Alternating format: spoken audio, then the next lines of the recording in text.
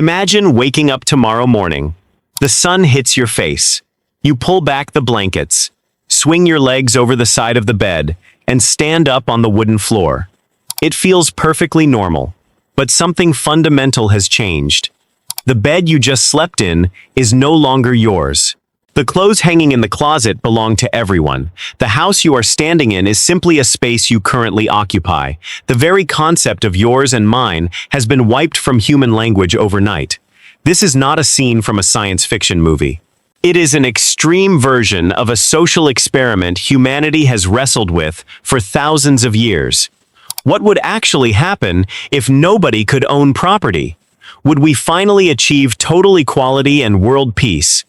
Or would society collapse into unimaginable chaos? If you enjoy learning how your world really works, subscribe now, because this channel breaks down complex things in simple ways. The reality of a world without property is far stranger than any political theory. It rewrites the very code of human behavior. Let us start by looking at what property actually is. Most people think property is a physical thing, a house, a car, a piece of gold. But property is not a physical object at all. It is a relationship. It is an invisible boundary. When you buy a piece of land, you do not physically change the dirt. You are simply buying an agreement, a promise from your neighbors, the police, and the government that you have exclusive control over that specific space. This invisible boundary is the operating system of the modern world. Without it, you do not just lose your house, you lose the entire incentive structure of civilization. Every skyscraper in the skyline, every farm in the valley, every medical breakthrough relies on one deeply ingrained idea. If I build it, I keep the rewards. So if we delete that invisible boundary, we are not just changing the economy, we are fundamentally rewiring human motivation. The first and most immediate change would hit the spaces we live in. Imagine walking down the street in this new world. Every door is unlocked. Any empty room is available. At first glance, this sounds like a beautiful utopia. No one sleeps on the cold pavement. Everyone has a roof over their head. But here is where it gets interesting. If nobody owns the house, who fixes the roof when it starts leaking? Who pays the plumber when the pipes freeze and burst in the middle of winter? History actually gives us a chilling preview of this exact scenario. Following the Russian Revolution in the early 20th century, large private apartments were seized by the state. They were chopped up and turned into communal living spaces. Multiple families were suddenly crammed into single residences, sharing one kitchen and one bathroom. The results were disastrous. Because nobody owned the apartment, nobody took responsibility for the shared spaces. Hallways rotted away. Broken light bulbs went unreplaced. Kitchens became literal battlegrounds of neglect and resentment. It was a classic case of what economists call the tragedy of the commons. The rule is simple. When something belongs to everyone, it essentially belongs to no one. Without the pride, responsibility, and financial stake of ownership, our physical environment decays rapidly. The very shelter designed to protect us becomes a monument to collective apathy. But a rotting hallway is a minor inconvenience compared to what happens next. Let us look at something much more fragile: the food supply.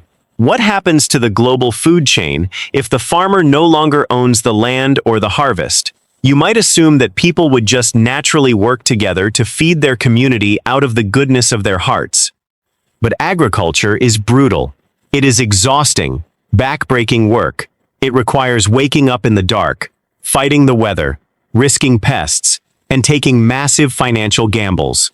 The primary reason a farmer endures this is to sell the harvest and build a secure life for their family. Remove the ownership of that harvest, and you remove the reason to plant the seed in the first place.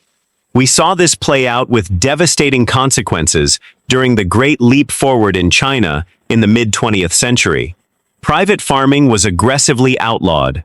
All land, tools, and animals were pooled into massive collective farms. The logic was that working together would produce more food for everyone. The reality was a nightmare. Because workers received the same rations regardless of how hard they worked, human effort simply shut down. Why break your back in the hot sun for 10 hours when the person sleeping in the shade gets the exact same bowl of rice? Productivity plummeted. Millions of tons of grain rotted in the fields while people went hungry. The system ignored a fundamental truth about human nature.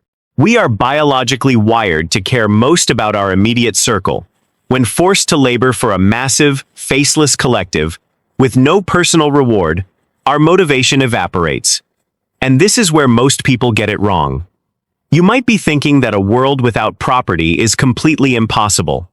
A guaranteed path to starvation and ruin. But that is only half the story. Because for the vast majority of human history, nobody owned anything. For hundreds of thousands of years, our hunter-gatherer ancestors roamed the earth without deeds, titles, or mortgages. Land was like the air we breathe. It was something to be used, not possessed. Many indigenous cultures operated successfully for millennia on the belief that humans belong to the land. The land does not belong to humans. They thrived without a concept of private real estate. So why could they do it? But modern societies fail so catastrophically when they try. The answer lies in the size of the group. A tribe of 50 people can easily share resources. You look the person who hunts the food directly in the eye. You know the person weaving the baskets. Deep personal bonds, mutual survival, and social shame keep everyone completely in check. If you do not pull your weight, you are cast out.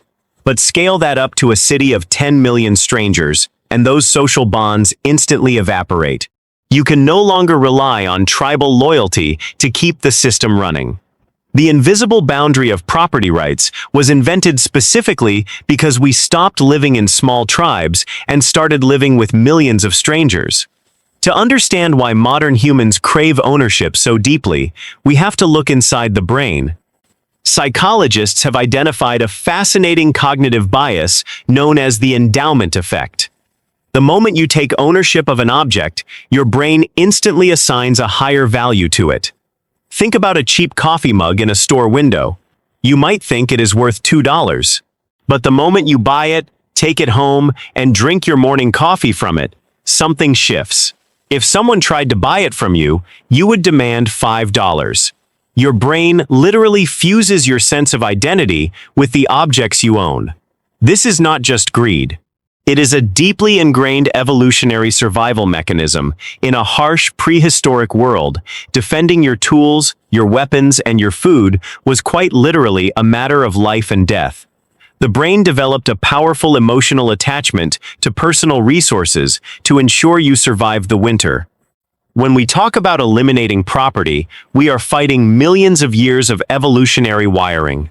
It is why sharing feels wonderful as a voluntary choice, but feels like a violent attack when it is mandated by an outside force. We use property to express who we are, the clothes we wear, the cars we drive, the art we hang on our walls.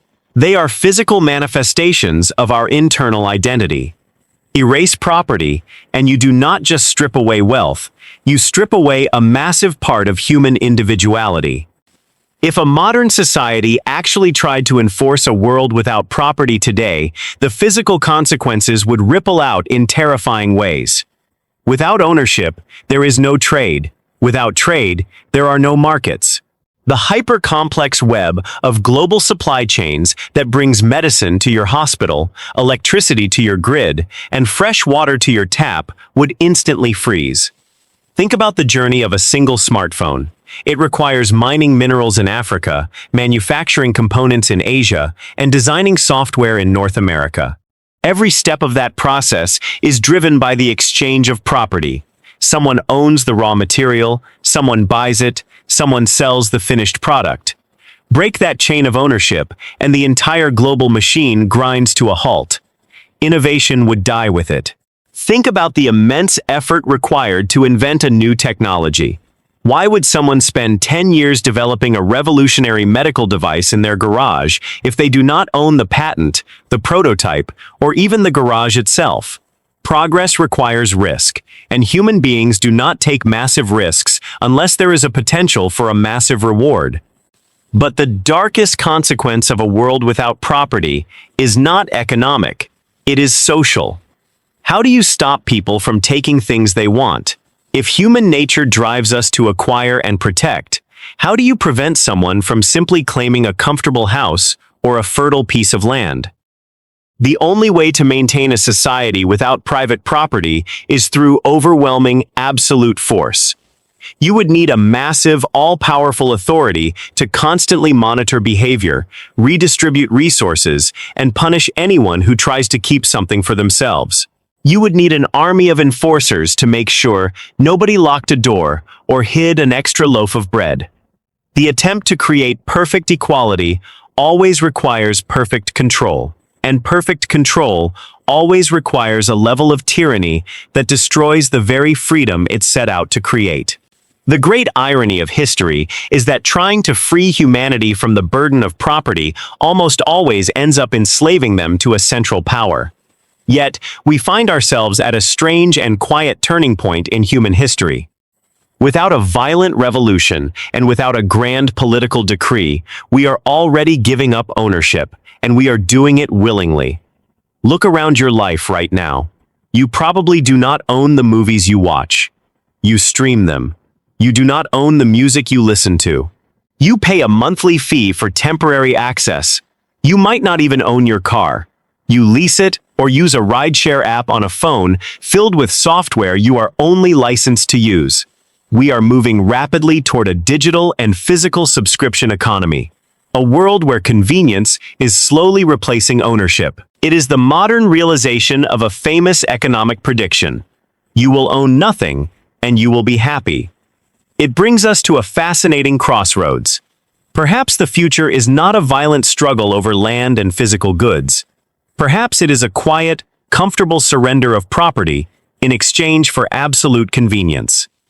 But if we no longer own the things we use, the spaces we live in, or the tools we rely on to survive, we have to ask ourselves a very dangerous question. Who actually owns them? And when the owners decide to change the rules, raise the price, or take those things away entirely, what power will we have left to stop them?